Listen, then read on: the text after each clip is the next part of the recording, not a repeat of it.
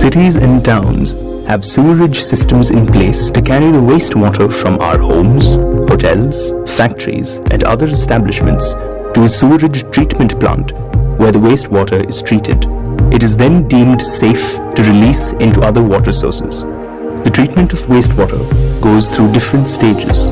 Wastewater is treated to remove the physical, chemical, and biological contaminants present in it through various processes.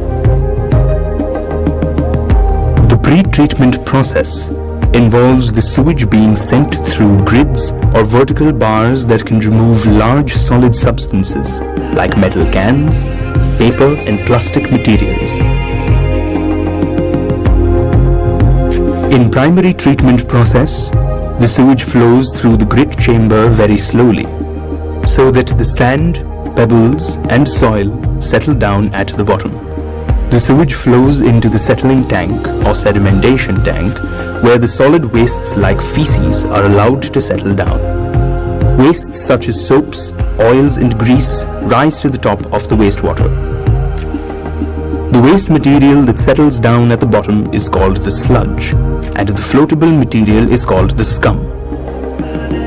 Scum is then removed using a skimmer, and sludge is removed with a scraper every few days.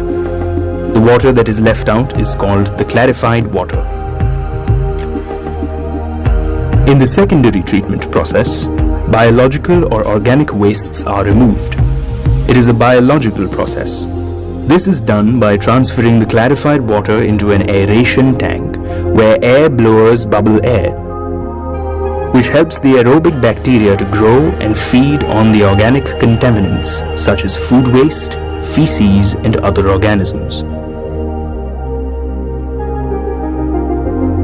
The mixture then flows from the aeration tank into the clarifier, where activated sludge settles out by gravity. The activated sludge so produced along with the sludge produced in the primary process is transferred to the digester, where it is decomposed by anaerobic bacteria. Biogas is produced in this process, which can be used as fuel or can be used to produce electricity. The activated sludge is then left in the sand drying beds. Some quantity of water in the activated sludge evaporates, and the remaining quantity drains through the sand beds. This leaves behind the remaining dried sludge, which can be used for making fertilizers or compost. In the tertiary treatment process, the leftover wastewater is treated with chlorine to remove the phosphorus compounds, nitrogen compounds, and bacteria. It is a chemical process. Chlorine tablets are added to kill the germs. This process is called chlorination. Then this water is let off into the water bodies.